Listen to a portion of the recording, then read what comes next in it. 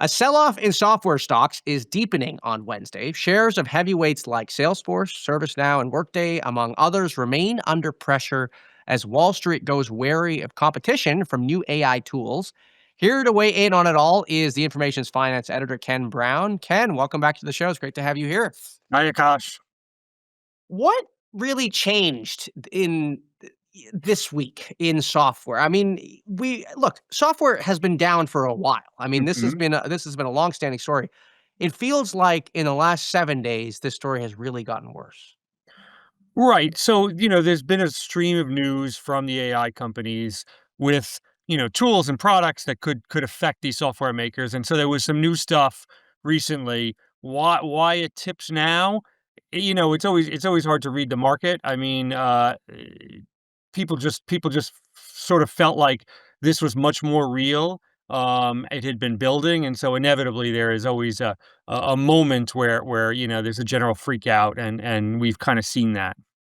So let's talk through a couple of the factors at play Mhm, here. One hypothesis that I've had is that we've had people on the show and I'm asking the question, do you think AI can replace software? And they mhm, pointed out, well, it can replace some software, but when you're dealing with an organization that is tens of thousands or hundreds of thousands of people, it's not like you can just vibe code a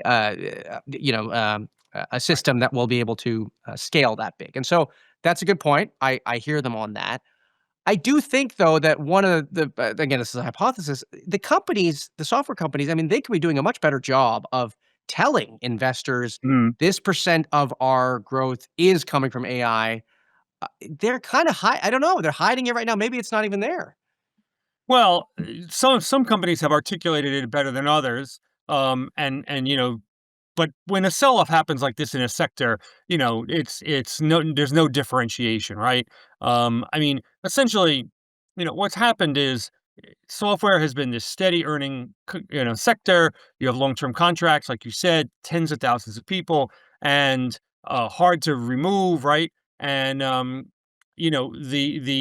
market was valuing these companies for that, and now the questions are: is that real, and is that going to be sustainable? And obviously, it's going to be sustainable for the next couple of years because AI is nowhere near doing what these companies do, but over the long term, which is what some of the value of these companies is, over the long term, yeah, it's a threat. And so people are just knocking down the valuations. These companies will be worth less in the market because there's a threat in the future. And so companies are worth more when people are confident in their future, and they're worth less when they're not. And then once these sell-offs happen, you don't want to sit around and watch it go down. You want to get out. And so everyone rushes to get out.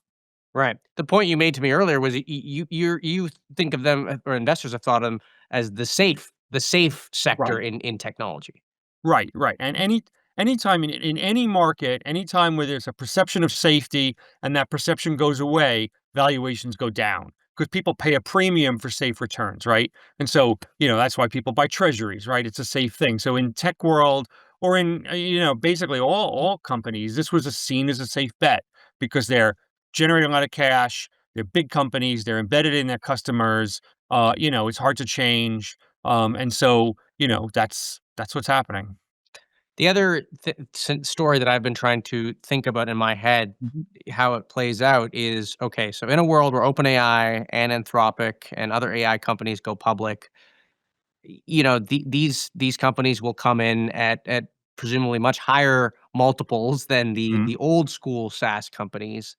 And I wonder if this is a little bit of investors, I don't know, making room for those companies to come in and say, well, everyone can't be valued at, you know, 50, 60, 70 times revenue. And so there has to be some equilibrium there. I don't know. Yeah, I mean, people are looking out at these IPOs, but that's too far out. I mean, this is a daily, weekly trading thing, right? Because nothing has really changed with any of these companies, right? And so what's changed is there's a threat to their futures, right? There's a threat to their future profitability, and so that's what people are reacting to.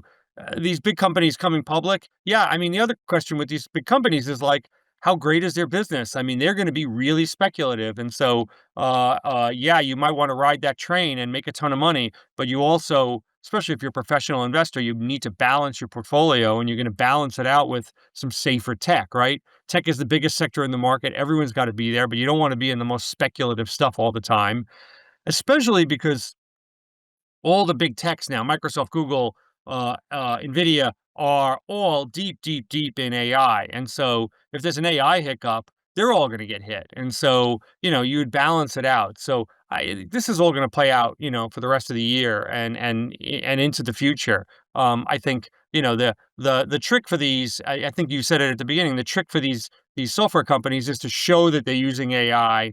I think Figma did that really well in their IPO last year.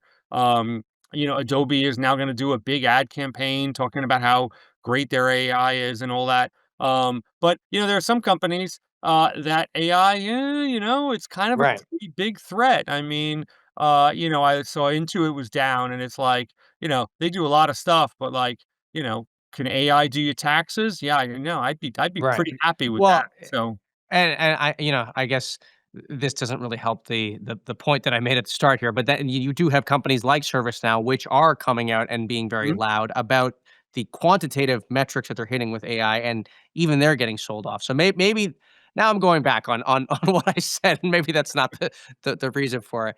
But the last thing I want to talk to you about, Ken, is so multiples are coming down, and who knows mhm, how long they'll stay down. This, of course, could be a buying opportunity for mhm. larger software companies, or in some cases, private equity firms, I'm sure, are circling. That could be a big story in 2026, don't you think? Totally. So people tend not to buy when there's volatility. So I would not. I'd say it's going to take a little bit of time.